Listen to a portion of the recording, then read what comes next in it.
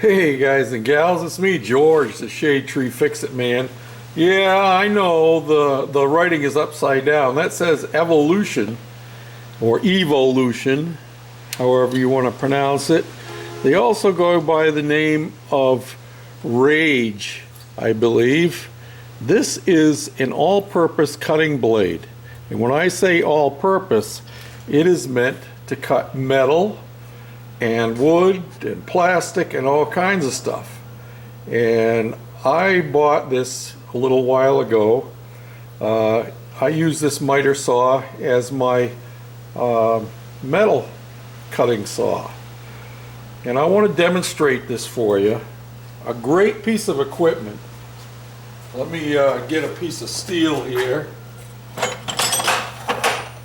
And I have this shaft here, which is a steering shaft, and it's nothing to sneeze at, you know. Probably hardened steel, I'm going to guess. But look how this cuts it.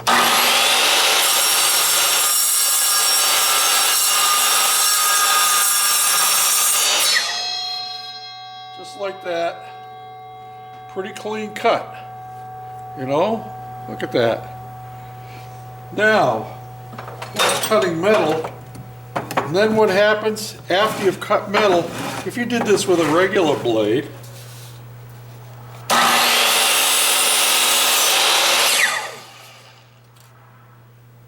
a nice clean cut on wood, and nice and smooth, you know. It's a great multi-purpose blade for doing what you want. It doesn't throw lots of sparks.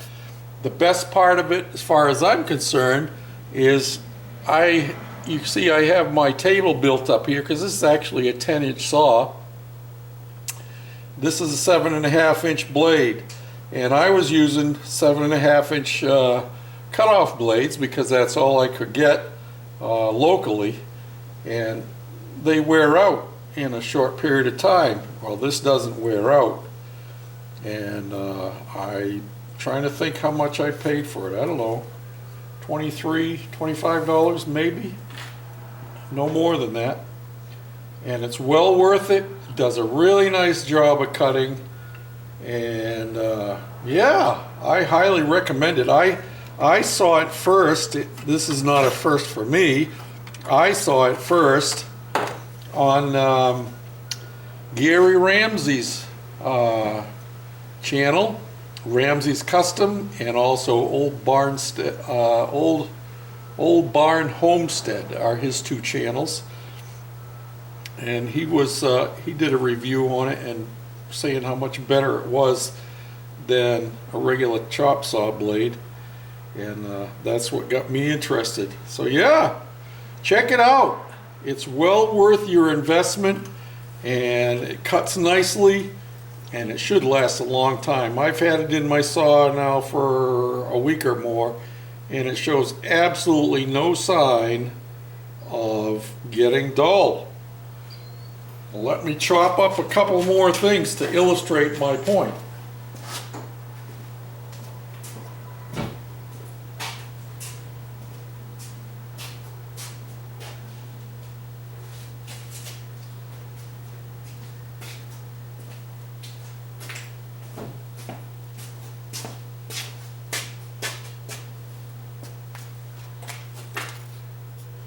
This is some old train track that was on a layout that was given to me a couple of summers ago now, and I thought I was going to be able to use it on my layout, but it works out it's not going to happen.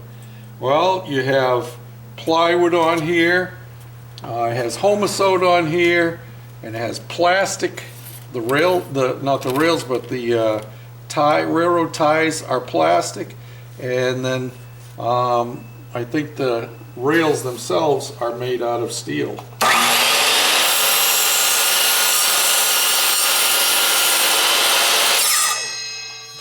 I really want to get a 10-inch blade to put on here because I can't chop down as far as I'd like.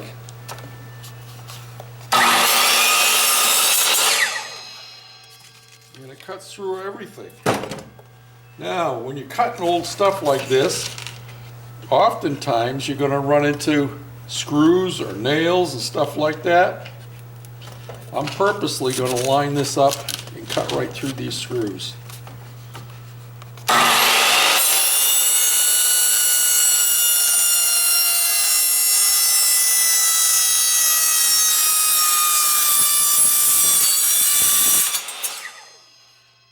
If you know anything about sheetrock screws, they're really hard.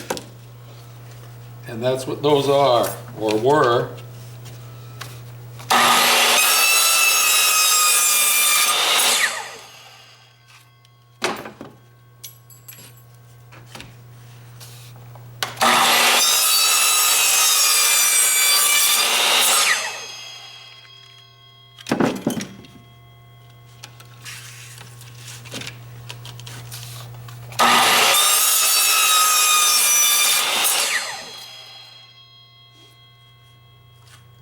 There you have it.